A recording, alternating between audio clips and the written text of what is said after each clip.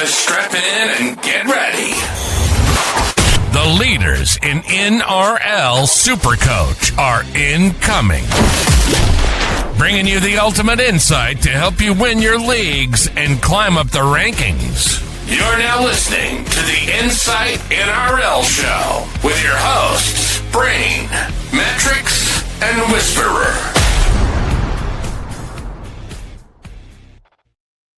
Yes, g'day guys, welcome back. You're watching the Insight NRL Show. We've got front row forwards up, the second least exciting position, and we're going to tackle it with the tiers like we did with the hooker position. Matrix, how are you, mate? I'm here. Good.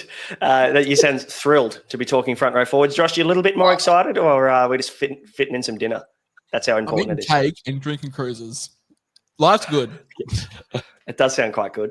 How are you going, Braino? How are you going? We didn't ask you. Nah, no one cares. That's fine. I know where I stand here. I'm well. Thank you. Thank you for asking, Matrix. I appreciate it. I am losing my voice, though. I'll tell you what, I've done some fucking talking this week at work. I've done like fucking 3 training days at work, and I feel like I've been on the phone all week. So deal with me. Hopefully I can hold out for this episode. But there won't be much to talk about, really, front row forwards, where it's usually one of those kind of positions that really lacks upside. But there are probably some more value picks in this lot as in comparison to the hooker position that we went through earlier. More set and forgets, so it shouldn't just be a Harry Grant tug-a-thon. It is a meat and potatoes type episode, this one. But you know what you're going to get. There's plenty of tin floating around in this top 20. But we'll do that. But guys, today's show is brought to you by Ryan from Astute Newstead. If you're looking to get into the home, or if you're looking to own your own home or get into the market, then hit up Ryan. His link is in the description below. It won't cost you a thing. He'll talk to you about your situation. Look at getting your rate down and saving you some money and getting more money in your pocket. So contact Ryan from Astute Newstead via the link in the description below. Now, boys, we may as well just rip the scab off, and just get straight into this one, because it's pretty easy to kick things off. We're looking at the most owned front row forward in the game, and that's Terrell May, for very good reason. I think he is one of the easier set and forgets out of this lot. Do we really need to talk too much about Terrell May? No, it's just a question of whether he averages 79 or 81. For me, it's just like, how high is the average going to be? It's a set and forget, but it's just a case of how big is the set and forget. So let me ask you this. You obviously have not had Terrell May as your front row forward one. You have another player as your front row forward one, based on what I'm looking at, unless it's changed. Big draft board, man. Oh, right. Yeah.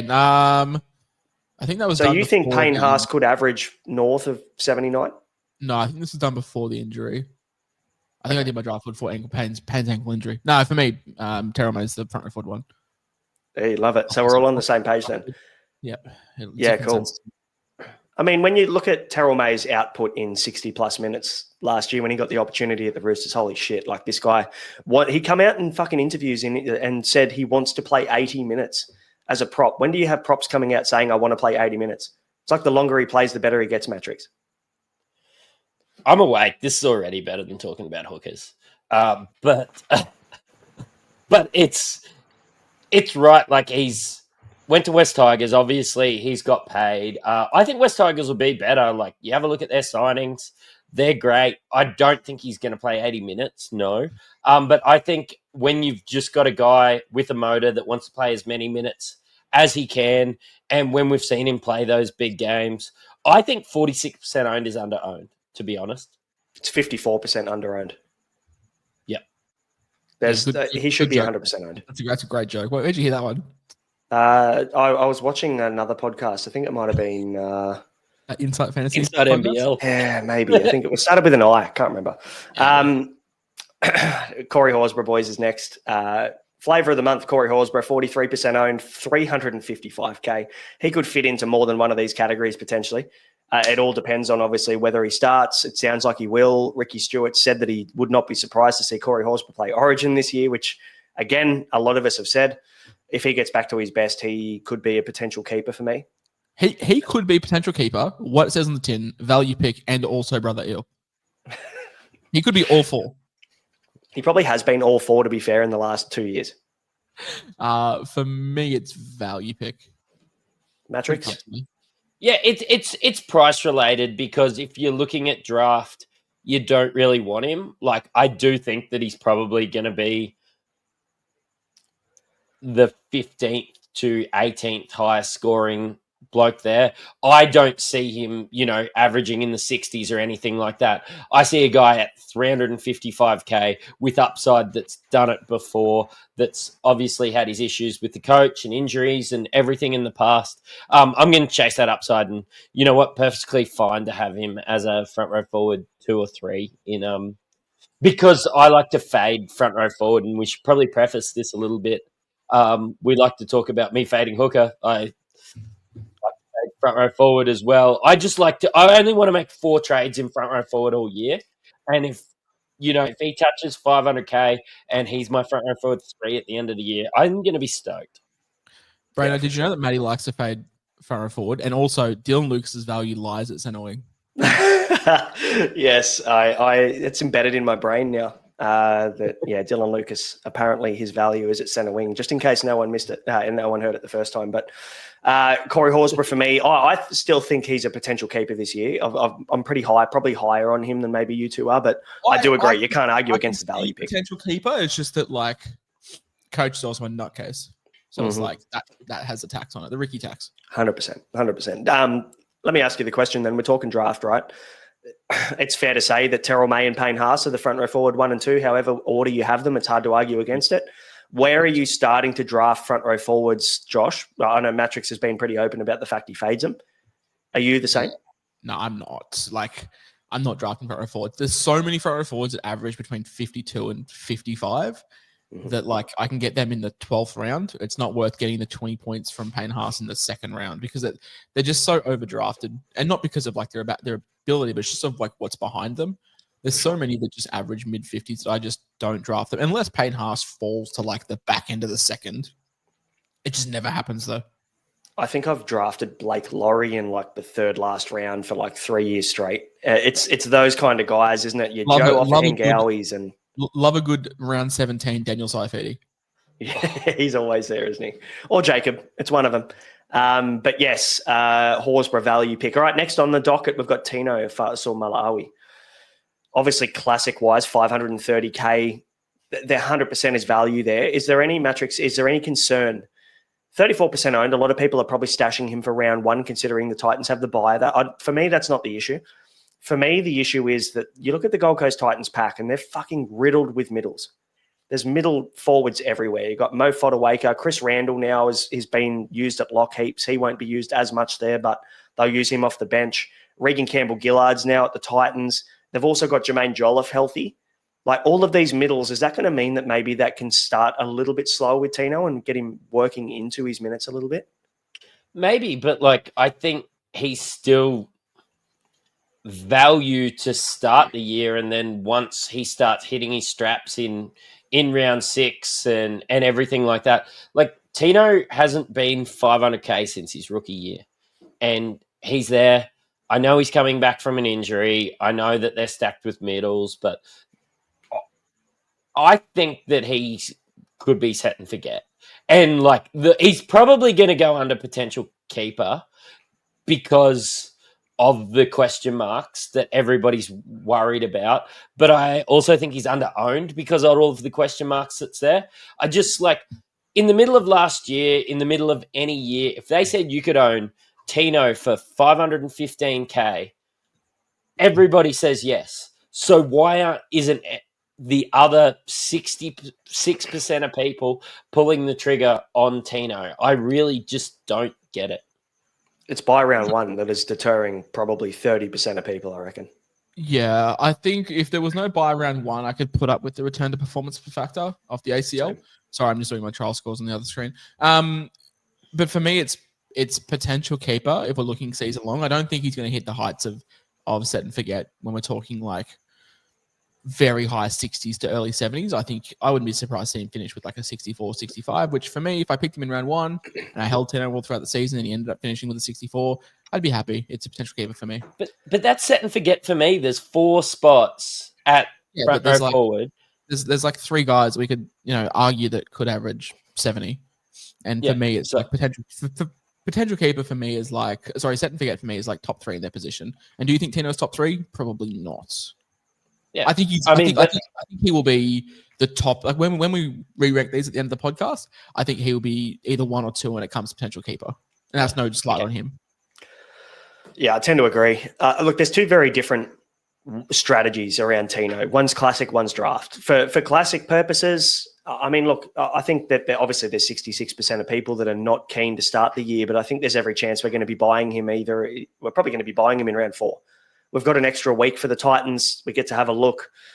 If he starts slower, we can hold off a little bit longer, and maybe he might even be a downgrade for one of the guys that's not firing to start the year potentially, especially because you can use him at 2RF. But the strategy for draft, I'm not touching him in draft. There's no way I'm drafting Tino.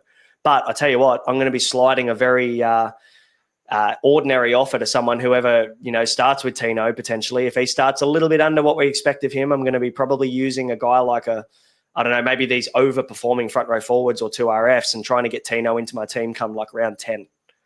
I think people in Classic are underestimating the value as well. In round 3, we're going to go bonkers with trades. The fact that if Tino is going ballistic, we can wait the week and get him in round 4 when we should be starting to settle down with the trades a little bit as well. So I think that's pretty key to worth note as well. For sure. Definitely. Potential keeper, I think, is the consensus here. Now, number 4 is Royce Hunt, 30.7% owned, 249K. Obviously coming over to the Tigers from the Sharks. Impact guy, notoriously fuck all minutes for the most part. Feel like a bit of Spencer Leniu light, I think, is probably the best way to describe Royce Hunt, except the photo that he has for the All-Stars, the Maori All-Stars game. Holy moly. If you haven't seen that yet, the bloke can't even fit his neck in the screen. Go and have a look. It looks like Jordan Mailata from the Philadelphia fucking Eagles. Matrix, where's the love for Royce Hunt? Because obviously, nearly a third of Supercoaches are really liking him. Obviously, the price is nice. But do you believe that he's going to be better at the Tigers, or do you think it's going to be much the same? I think it's going to be much the same, and it's in line with the Tigers getting better and their pack getting better and everything like that. Like, yeah, I don't really see it. I think if he was 300K, no one would be looking at him. It's because there's a 2 at the start. Like, I don't know. It's like pricing at Coles, where if it says $2.99, everybody wants it. But if it says $3, you can't afford it. Like, yeah, I get that it's cheap, but I think that he's going to be a guy that you're wasting a trade to get out of in round 8 after not playing him once. I reckon he's going to be a guy that ends up being your front row forward 4 and pisses you off all year because you can't get rid of him. He could be Franklin Pele from 2 years ago, Royce Hunt. Honestly, I was super keen. Maybe my Tigers lens was skewing my view on him a little bit. Yeah, he probably might play an extra 5 minutes a game, but I just don't see the minutes being there enough to be super value. But Josh, I mean, you've been kind of on and off him a little bit. I think pretty much like most of us, really. Like, there's been parts where we've been super hot on him, but then we've cooled off. Where do you stand on him? The ownership just reflects how poor our bench front row forward stocks are at the moment. So for me, it's like he's value. Like, I'm not putting him in brother but I think there's value there if he gets another 7-8 minutes, because his PPM has always been phenomenal. 7-8 minutes for him is like 11 points. So if he gets that, then fantastic. It depends on what we do with our bench as well, whether we do run a TDS or we run like a Latufano as well. So I'm going to argue I'm going to argue value pick, but when we re-rank them at the end of the episode, I'm not going to push back too hard on you boys if you want to put him at the lower end of that value pick area. I'm going to say it's what it says on the tin at 250. That's fair. I'm not going to push back on that. It's I was kind of brother but I will cop what it says on the tin. All right. We nearly filled every category once. We've done okay. His next going to be brother It's Naufahu White. 367K. We might get there. We might do all 5. Dual position, 23.8% owned, very popular, very talked about. Starting at prop for the Roosters in the trial this week, which is maybe a key indicator on how they're going to use him. They've got Suo Wong though starting in the 13 this week, so maybe it just ends up being White's role and Wong plays off the bench through the middle. It's a battle of White and Wong, and we don't know which way we're going to go yet. But Naufahu White, Matrix, is he the brother I don't think he is. No, I don't think so. I think that there's a lot of questions that need to be answered when it comes to this Roosters pack. But I'm kind of nearly at the stage where I just want to stay away from all of them. Like, I get that the price is appealing, but do you really want three to 400k guys, and you have to spend trades much like that Royce Hunt to trade out if Naf White just becomes what it says on the tin, which is probably what I think it is. I think that he maybe, I don't even know how many minutes I expect from him. Maybe 30 minutes, averaging 35, that sort of vibe from him. Yeah. I mean, I think he averages more than 35. I think if he's starting at lock and they're also going to use him in the prop rotation, potentially there could be anywhere between maybe 40 to 50 minutes for him. But even then, I think, the advantage that he has is that Connor Watson is going to have to be an exclusive 9. Unless they're going to use Moriarty off the bench. I think Connor Watson's one of those ones you take out of the forward rotation now because he's going to have to play at hooker. So it frees up a few more minutes for guys like Naf White, Sua Wong, and whoever else. Lindsay Collins might get an extra couple of minutes. Though. I think he starts. I wouldn't be surprised. I'm not betting on it. So normally there is 2 props, 2 edges, a hook, and a back row. So there's normally 240 minutes to go around in a forward pack at any time. If we think Crichton and Watson are playing 80, there's 160. So you've got what? My math might be out. No, 80. Hang on. No, I've got way more minutes than this. So you've got 6 players playing available for 80 minutes. So you've got 480 minutes available in a forward pack. We take out 80 for Watson and we take out 80 for Angus. We've got 320 minutes to be split between 2 props, a back rower, a lock, and a 4-man bench. So you've got 320 minutes divided by, 7? Yeah, and also Nat Butcher can play in the middle as well as on an edge. So, he'll probably rotate through. On average, that's 45 minutes a game. You've got guys like Lindsay Collins that are probably going to be playing okay-ish minutes. If he didn't have the duel, we're not talking about this, I don't think. Yeah, I think that's probably fair, to be honest. Even if he does start, maybe the minutes are less than 40. I'm not going to say what's on the tin because I think there's value, but it's not enough for me to I'll put him in value pick, but when we argue it at the end, it's not going to be. So let me tell you this. So Pete Mamazelis, we sat there and we said, you know what, he's probably a brother because there's not enough value there. But for Naf White, I'd argue based on the fact that we had Pete Mamazelis at brother I just think got to be there. I just think because Pete Mamazelis is a one-position player. I think Naf with his duel provides some form. You reckon that bumps him a little bit? Yeah, okay. I think it's off the stats value. But you just said you could play Nat Butcher through the middle. You've got Victor Radley. You've got Lindsay Collins. You've got Sua Wong, who you expect minutes to be played as well. You've still got Spencer Leniu there. I don't think there's a world where he plays really much more than 30 minutes. And he averages more than 35. I think we can probably all agree that he definitely isn't a guy that we're super keen on. It's either he's a potential value pick at maybe a few extra points a game based on the price, or I'd argue he probably could be what it says on the tin. I reckon 36. I think he's either at the back end of what it says on the tin or the back end of value pick. And I'm probably going to lean more on the value pick because there's probably 7 or 8 points there. And people will say, but why'd you put Mamazelis at hooker? I think off the stats value in terms of Naf's duel provides a little bit. Look, I'm not going to argue with you boys, and I don't really care. We spent too much time on Naf White, so you guys can pick where you want him. I'm going to say value pick, but it's going to be the back end. What it says on the tin. I'm on the tin. Cool. That's fine. All right, let's move. We've got Tom Amone.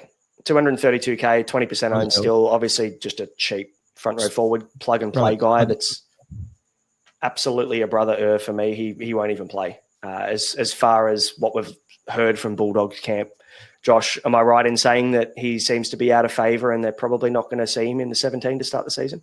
I haven't said that publicly, but that's what I'm hearing. I'm sorry. I was asking you whether I'm on the right track. That's what I've heard. Yeah. Okay. Well, you know what? Tom Amone, unfortunately, had Let me just say, Daniel Saluka Fafita is in my team. If that tells you all you need to know about Tom Amone, then that's all you need to know. Fair. Tom Amone, unfortunately, had to still have his Tigers jersey on from a few years ago as well. So, the Dogs haven't updated his jersey yet. No. Miles Martin is the next one, 17.5%. He is dual position, bottom dollar for the Canberra Raiders. I reckon he probably gets some bench minutes this year. But there's just nowhere near enough interest on that side of things for me to feel good about it. I'm at brother Irv. Cool. Yeah. fair. We've spoken enough about Miles Martin. Yep, Payne Haas, boys. Is this one an easy one as well? I believe this one is a pretty easy set and forget. Yes, I think so. Again, I guess I'd probably pair Terrell May and Payne Haas together when we're talking draft. I think they're probably worth the same. I have Terrell May as front row forward 1 this year, Payne Haas front row forward 2. Hang on. You and I draft tomorrow night. Mm-hmm. The night before round 1, I say, hey, do you want Payne Haas and I'll take Terrell May off you? What do you say? I don't reckon there's many points in it. No, hang on. I'm asking you the question. You want Terrell May? Okay, go on. Payne Haas. I say, hey, Brian, before a ball's kicked, how about we trade? I'll give you Payne Haas, you give me Terrell May. Are you taking it? Yep. So you're taking Payne Haas over Terrell May? I'll take Payne Haas from you because I know what I'm going to get. But let's just remember, right? We're going off one season from the Roosters. Haven't you ranked Terrell May as the front row forward 1? Yeah, I have. But I still think that Payne Haas is much more reliable.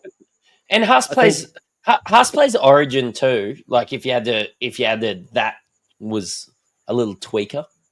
It could be, but I think Terrell May is going to be the front row forward 1 because like the upside is monstrous, like in terms of what he can do. But in saying that, there's still no guarantee that this happens. We've been talking about Terrell May as this fucking god front row forward that's going to average fucking 90 when he plays 80 minutes every single week. So like, I don't know. Maybe I'm doubling down on the fact that maybe I'm, as a Tiger supporter, trying to temper my expectations somewhat. Hang on. You're at the back end, so you've got the 12th pick you got the first pick in a draft. You get the 101. Yep. Goes past, you take Cleary, comes back around to at the back end of the second. Terrell May and Payne Haas are on the board. I'm skipping them both at the second. You can't. Okay, you get the second overall pick, right? You get the second overall pick. So you come back, you're in pick 11 for round 2. Payne Haas and Terrell May are both there. Who do you take?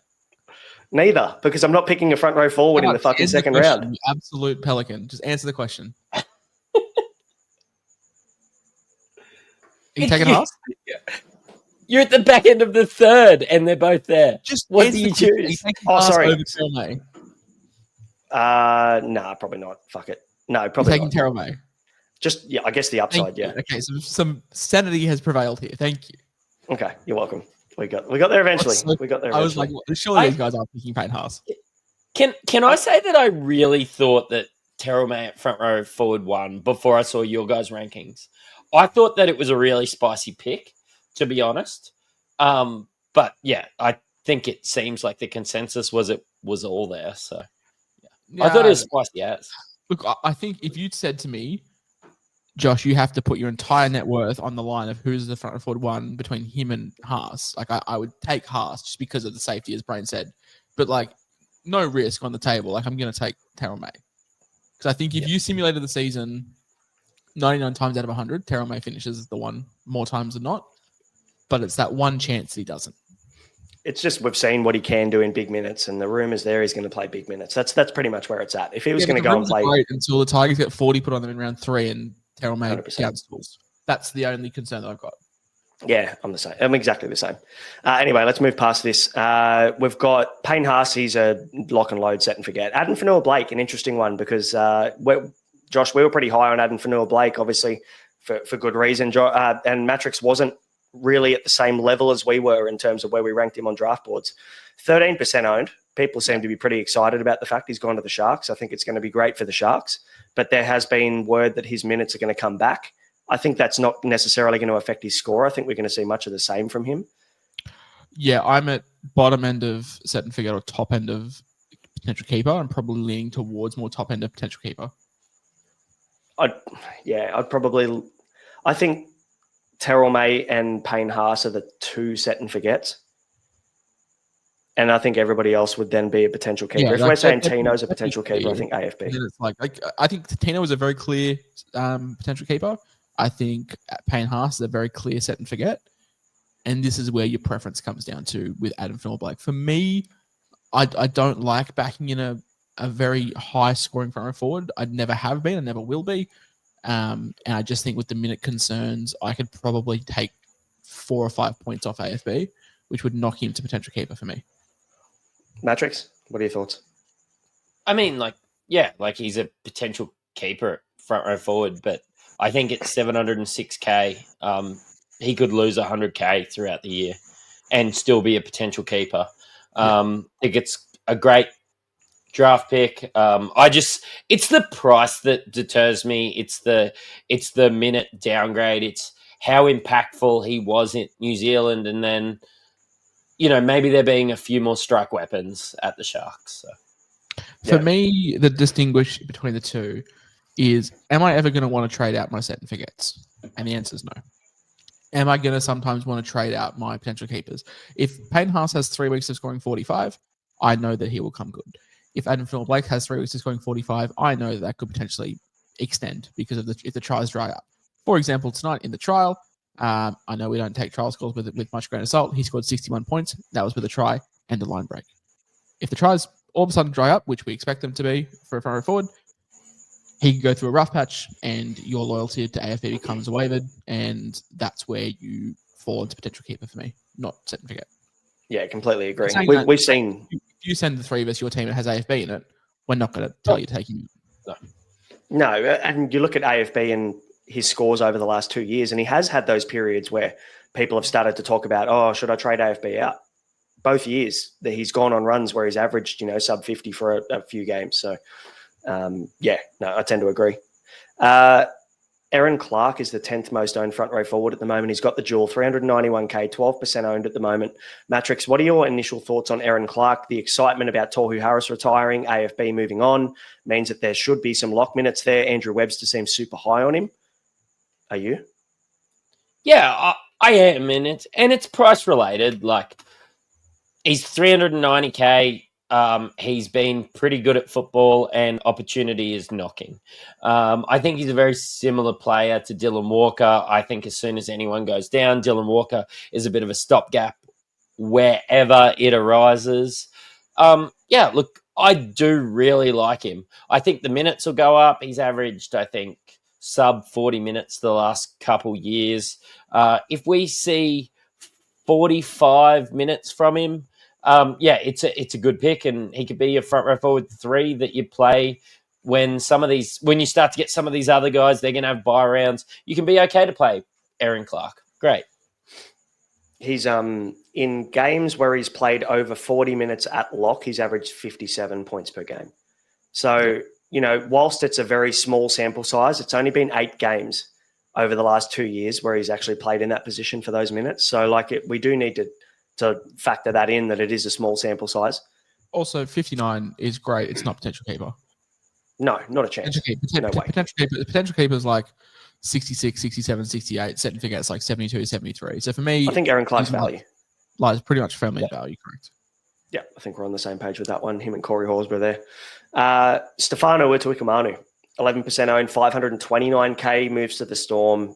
Again, a lot of excitement there. How do we feel, Josh, about Stefano to start the season? They've got a round 2 bye, which you've probably got to factor in maybe for Classic more so than draft. Are you sitting down? Go on. Bottom end of potential keeper. Look, I'd probably get on board with it. I mean, there's not enough for me to go, I don't know why. I think he averaged something like 62 in games over 40 minutes at the Tigers. Yeah. If he's playing 45 to 50 minutes, if we can get him at so your parameters for potential keeper change position to position. Obviously, like your potential keepers for halfback are Cleary, which is pushing 90. Your potential keepers for hooker, you set and forgets 90 for Cleary. You set and forgets for Harry Grant like 73 at hooker. You need to shift your parameters. I generally think potential keeper, if Stefano's averaging 62, 63, that could be a potential keeper. And you need to factor in your starting price too. If you start with him for 490K and he gets to 620, it's a nice profit, but it's not quite starting with Corey Horsburgh at 330 and he gets to 600. Because you're making so much more money that you can invest. So I think you could. I'd love to argue for Stefano to be the bottom end of potential keeper, but if you guys want to put him at the top end of value, then that would. No, I'd probably say that he could be at the bottom end of potential keeper as well, Matty. What do you reckon? Yeah, so you can nearly have your discussion about Tino with the buys, is what I'm having in my head about Stefano, because I do think he can average 60. And if I had a time machine, I can go forward to round 20 and I can hop on NRL Supercoach stats and filter by games not playing at the Tigers, I can guarantee it's going to be more than when he plays for the Tigers. So yeah, I do think there's value there. I do think he's a good footballer. I do think Bellamy's a sensational coach. Even like Christian Welch retiring this week, I know that he's not a guy that's, been eating up a lot of minutes in the last year. It was a medical retirement. But, yeah, I just think Stefano at Melbourne could be an absolute beast. And when you start talking early 60s numbers, that is keeper. That's keeper status at front row forward. Yeah. Yep, Amazing. agreed. Mitch Barnett next, 661K, coming off a real big year last year. He scored a lot of points. I think he averaged like late 70s on the edge. I think it ended up being maybe late 50s at prop. So stats are skewed a little bit, but obviously, no Tohu Harris again. It's the Aaron Clark conversation all over again, except we know that Mitch Barnett's going to be the guy that leads this pack now, in addition to James Fisher-Harris. Where's the love matrix? Do you like him? I mean, I was initially high on him. Maybe I'm fading a little bit on Mitch Barnett now, but he did look good in the first week of the trials. Yeah, I'm super high in draft. It's the price that deters me a bit, but yeah, it's just still blokes popping out of that pack. And like, we're never going to see goal kicking Mitch Barnett, which when you actually have a look at his stats, it wasn't as good as it was last year scoring wise. I do think if you think that maybe he could play that AFB role, then we could maybe see potential keeper status out of him. So that's kind of where I sit. I'm just deterred by the price. And like, I think there's more value in a Stefano than there is Mitch Barnett, even though I'd bet me bottom dollar that I think Mitch Barnett's going to outscore Stefano. So I think Mitch Barnett probably averages early 60s, Josh. Yeah, I hold very similar. Sorry if I'm being disengaged. I'm just putting up my trial posts. I hold very similar rhetoric to Matty in the fact that if we're putting Stefano at potential keeper, we have to put Barnett there. However, I do think Stefano is a better pick. So if we both think they're going to average 62, you have to rank Stefano higher because of the starting price factor. Yeah, no, I agree. I'm happy with that. I think but that makes draft, sense. Barnett's an absolute gun. Like the fall off that I think after maybe our top 6 or 7. Yeah. We also said that we would value the dual position a little bit extra than someone who was a single position, right? It's the Mamazelis argument all over again. So if we think that Barnett and Stefano, yes, there's a price factor there that probably outweighs the dual position bonus. That's my thing. It's like if you're looking at Naf White versus Mamazelis, it's 50K compared to Barnett and Stefano, which is like 150K. So for me, it's like I understand what you're saying, but I'm still taking Stefano because I'm saving $150,000. Yeah, for sure. No, I get that 100%. I agree. And there's good jewels and bad jewels. Like his value lies obviously in the front row because there's 1,000. I can't wait for the 2RF podcast because Dylan Nichols is going to show up. I'm just going to talk about Mitch Barnett the whole time. We can skip over the guys like Tino and all of those guys, Aaron Clark. No. I just want to speak more about them. Yeah, fair. Okay, good. Well, you let me know when you're done with that one, and then I'll hop in and we'll continue. Loco Pacifica Tonga from the Dragons, bottom dollar, front row forward, 11.4% owned. Obviously, big raps on him from the Dragons. Josh, do we see him finding a bench spot to start the year? Because the word has been that he's been training quite well. Again, it's hard to know, really, isn't it? If we're looking at post sessions, which is all we can go off at the moment, seems like he's playing an okay splits. It's the Owen Paddy syndrome for me. So for me, it's just like bottom end of value. Matty? Yeah, like if he's playing, I think I could see myself rolling with a 200K front row forward. Just be aware that, we get a 200K front row forward every year, and it basically never works out. So no, but it's almost like it's like a prerequisite though, isn't it? Like it's not going to work. It's like insanity. It's like it's not going to work, but you just have to do it again. But it might allow you to get Luai instead of Trindle or something like that. You know how you spent 25 minutes in the Hooker podcast editing that god awful what it says in the tin soundbite? Yeah. Yep. I'll give you my 7 years of university experience right now. Just go out and find the CJ Johnson. Shit. Here we go again. And then we can use that many times. I do like that. Yeah. I'm all aboard the Grand Theft Auto Sam Andreas sound bites. Ethan Roberts, same conversation. Dual position, bottom dollar. People probably have him there as a place filler, just hoping that he finds some minutes. But I think even then, I think that's more of a brother considering the amount of forwards they've got at the Roosters. I didn't even know he was on the list. So brother for me. Yep, 100%. Matty, agreed? Yep. Cool. We're moving. Spencer Leniu, 393K. I can still hear myself talking about Spencer Leniu in the preseason last year, and I don't like myself for it. Him and Jai Arrow. 7 figures. Spencer Leniu actually stayed in my team the whole time last year during his suspension as well. Nice. Love that. Yeah, commitment. What it says on the tin. Yeah. I don't see him I don't see him having enough minutes to do anything either way. Matty, do you agree? Yeah, I'm kind of brother like he gets suspended. Like he's not gonna outscore that often. Like he's an impact, he's an exciting player to watch. But like for Supercoach, I have zero interest. I mean, he's priced at a 40, right? And I'm just looking at last year's scores.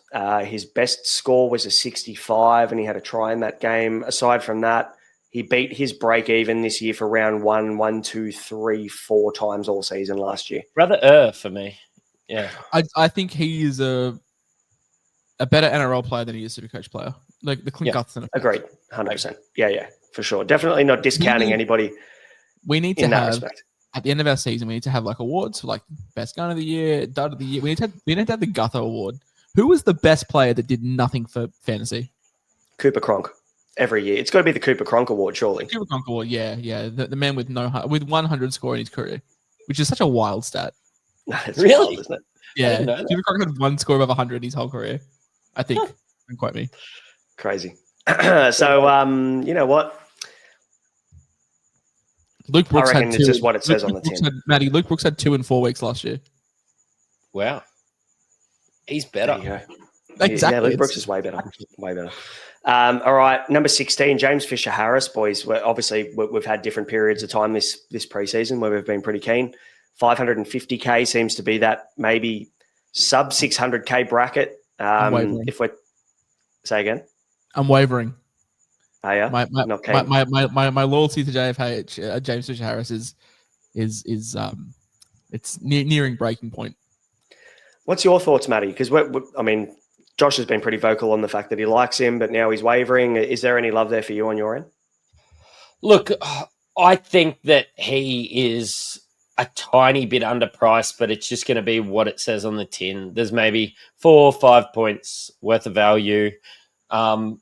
If he has a blistering preseason, if you want to read into the captains, if you want a guy that is probably a potential keeper because front row forward's a shit position, then fine. But for me, it's what it says on the tin.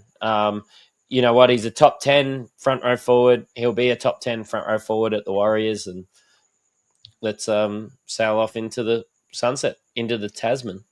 I think personally, I would rather play one of these mid Corey Horsburghs, the Aaron Clarks, whoever for round 1, and just stash Tino on the bench in comparison to getting James Fisher-Harris to start the year. That's probably what my preference would be. So yeah, and it's what you do with the 200K. Like it's from like a guy that you're hoping is going to be a lead in a Jarrell Skelton and getting, you know, I don't know, your Garrett or your Carraz or someone like that. What I meant was I would rather Tino and stash him for a week than get JFH. Yeah. Oh, and I just thought you were saying Aaron Clark. I agree. I'd rather just like start Jack Gasecki for a week if I needed a 18th man. Yeah. Boys, Cohen Hess is the 17th most owned front row forward this year. Who's the next one up Cohen Hess? Ben Takura. All right. What do we think about Takura, boys? We just skipped. And to be fair, I think we probably should skip Cohen Hess completely. Can we put him in the brother category? And we'll just move on. We've spent 35 seconds way too long on Cohen Hess. Ben Takura, 232K Matrix. You're the Broncos fan. Can you sell us on him? Not this year. I don't think it's his year this year. I think 25-30 off the bench, maybe. No, because I think that role is still Xavier Willison. Like, I don't see Xavier Willison, busting out. Like, Corey Jensen's still there. You've got Kobe Hetherington into the front row. Doing these days. Yeah, I think he's still there. Surely we're not going. It's 2025. Why is Money Tapu still getting a run? Yeah, I mean, like, Takura's not getting a big enough burn this year. Sorry, guys. Like, let's talk about him next year when Corey Jensen signs with, I don't know, the Jets or something. The Dolphins. PNG. Yep. Yeah, probably. Well, that tax relief. Now, someone that's worth talking about, boys, is Joseph Tapine. 4.4% owned, 655K. We've been pretty vocal about the fact that we believe, and the stats support it, that he is a slow starter every single year. Can we copy and paste 2 of Joe Tapine and stick rounds 1 to 10 on the first one? We stick that in Brother and then we put rounds 11 plus and we put him in set and forget. Yeah, he's a different player, isn't he, when we hit Origin? What potential keeper? No, he's set and forget for me. I think set and forget. So you think he is the third? You think he's better than AFB? You think he's better than Tino? Oh yeah, no, you've got me at potential keeper. One of my four front row forward trades this year is going to be for Joseph Tapine. I can't wait. Brano, I can't wait until she hits the fan and Matty's used 6 trades in the first 10 rounds and we just bully him for the rest of the season. Look, to be fair to Matty, every year. Matty's draft board supports exactly what he was just saying, that he's got Tapine in his top 3. My strategy every year is to find borderline average NRL players, convince myself that there's 10 points of value, and then it not happen. I love you, Max King. I'm sorry, but fuck, we were on the Max King agenda very hard last year. That was fun. That was a good preseason. I never owned Max King, and I had a great start. Can I add? Vibes were high. No, so this year it's more like I'm just going to pay for Terrell May. For a bit there, I had Terrell May and Payne Haas because I was like, I can't be bothered to deal. I mean, this whole episode is talking about, and people that are watching this episode are going to think, should I draft this guy or should I start with him in Classic? The answer is you definitely shouldn't be starting with him in Classic because he is a notorious slow starter. It's the way Ricky likes to play. Obviously, he's got the captaincy this year, though. Does that change things? For me, I don't think it does. I think he's going to play exactly the same role. So for me, I'm not touching him in Classic, but I think he's a really good pick. Once May and Haas are off the board, I think Tapine is a guy you can pick up in your 5th round potentially, and you're going to lock in fucking 60 to 65 points a game across the season. So I think he's a potential keeper personally.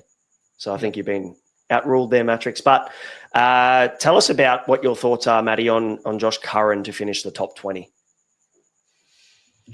Oh, it's not. I'm not too excited about it. I don't have thoughts. Yeah.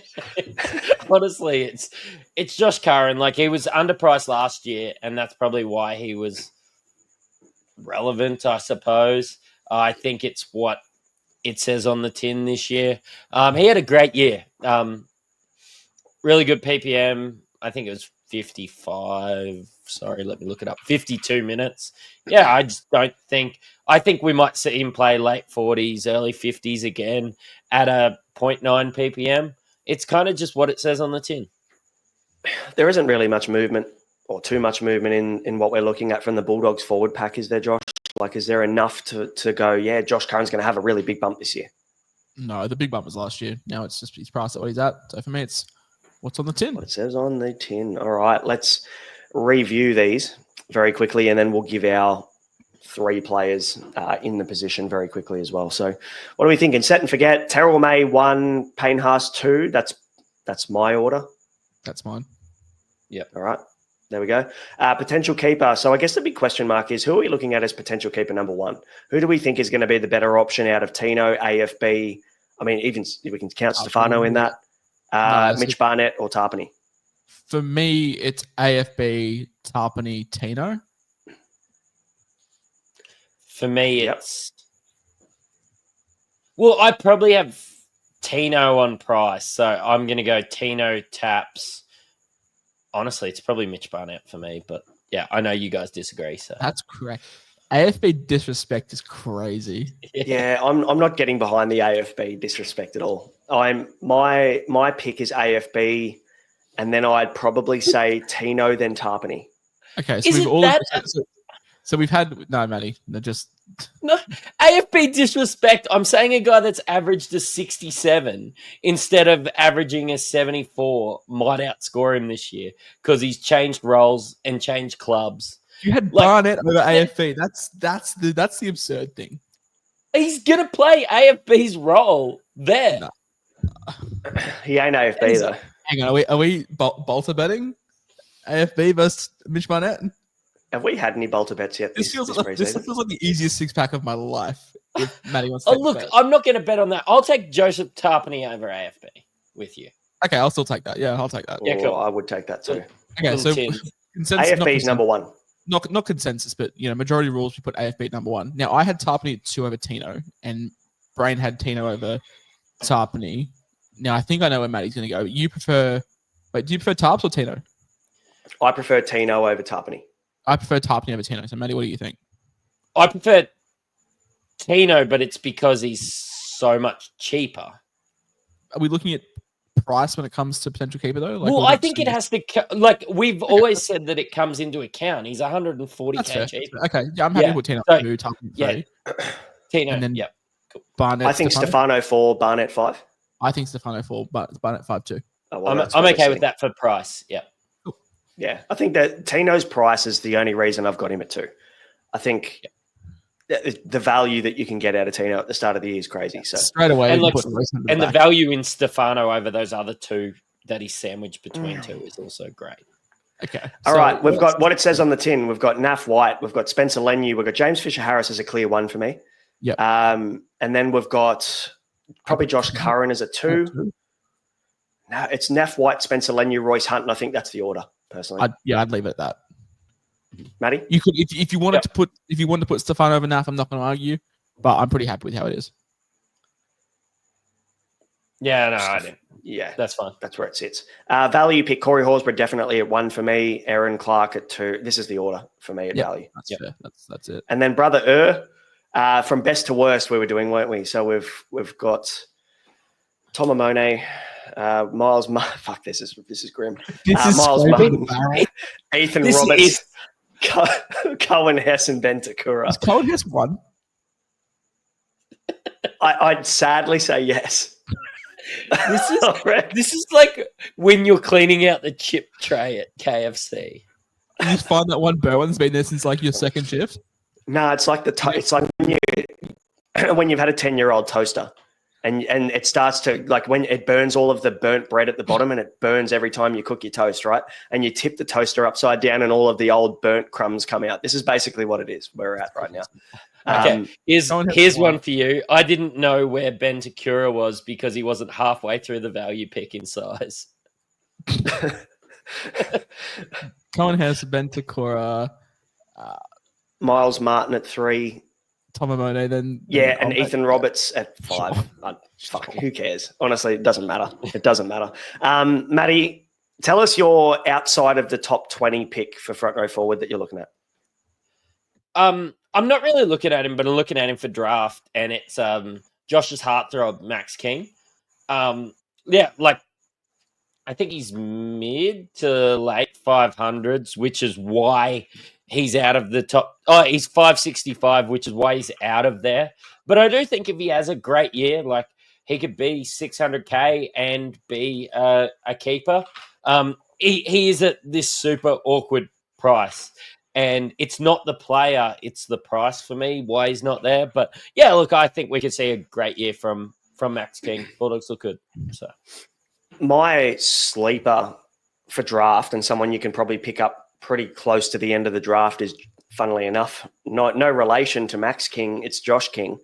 I think that now with Stefano going over to the Storm, I think we know Bellyache loves having a big man on the field at pretty much at all times. And I think that there's every chance that we see Josh King stay on the field when Stefano gets subbed off. I think Josh King is the most meat and potatoes guy that you're ever going to see in football. And we know that Bellamy absolutely loves Josh King to a point where he's played him like 60-plus minutes. Like last year, he played 58 minutes a game as a prop. The year before that, he played 65 minutes as a lock. Bellyache loves him. And I think he could be a really nice pick. 50 to 58 average over the last 2 years. He's the guy you can pick up at the end of the draft. Josh King's short kicking game is actually kind of great, though. So he's got green light. Not as good as Corey Horsburgh, mate. Yeah.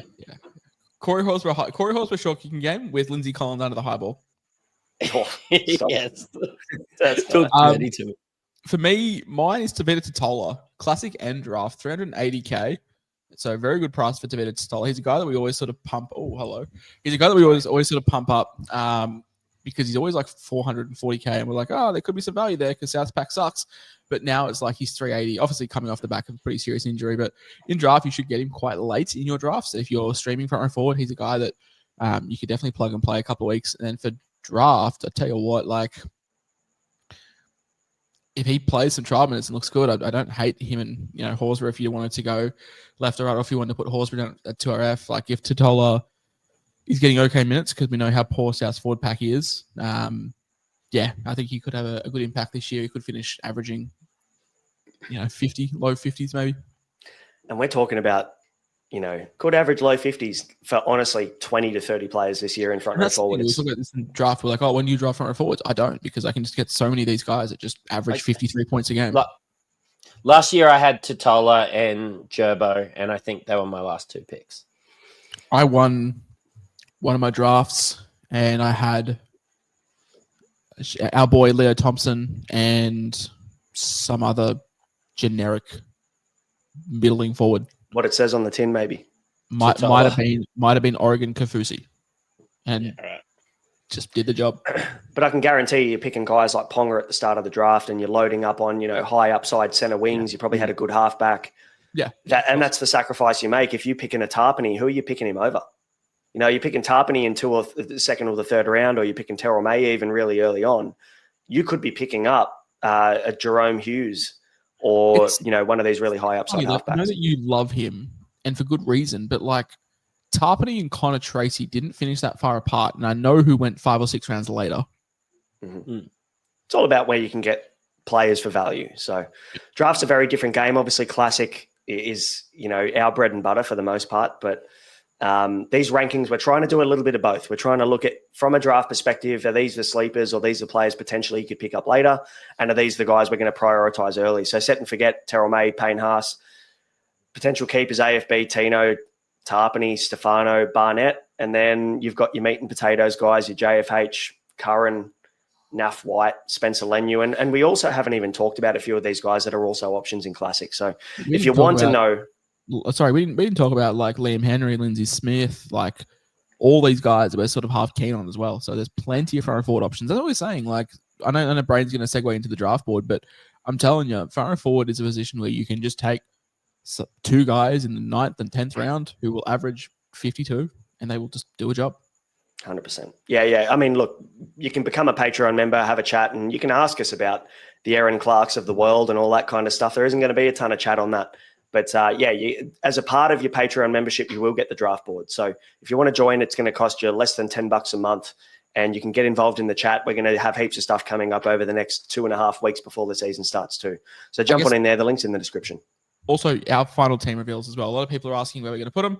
They're over on the Patreon, and we've been updating them bi-weekly, weekly, fortnightly. Whenever we have massive changes in our team, we daily. like to get in there and just daily. I try not to do daily because it gets a bit repetitive, but at least once a week I'll get in there and just let the Patrons know where sort of the squad's at, and the other boys do the same as well. Yeah, for sure. Guys, that'll do. Front row forward. We'll talk way too long about front row forward and hooker. The good stuff comes. We did front row forward under it just about an hour, which I think is relatively pretty good. Yeah, we've done okay. We've got 4 of them. Matty, how long is it going to take us to get 2 RF and center wing done? Center wing's going to 7 beers each. If it takes about 9 months for Josh to drink 7 beers, so we could be here for a while. Well, this is Mate, I already said 4 beers in the last 2 into me after one night, so we've had fun. Guys, plenty of positions coming, as well as our team reveals inside the Patreon. We've got Q&As coming up, and we've got a heap of more content before Vegas, so make sure to join Patreon. Otherwise, we've got plenty more coming to you on YouTube as well. Thanks for watching, guys. We'll see you for the next one. Catch you later.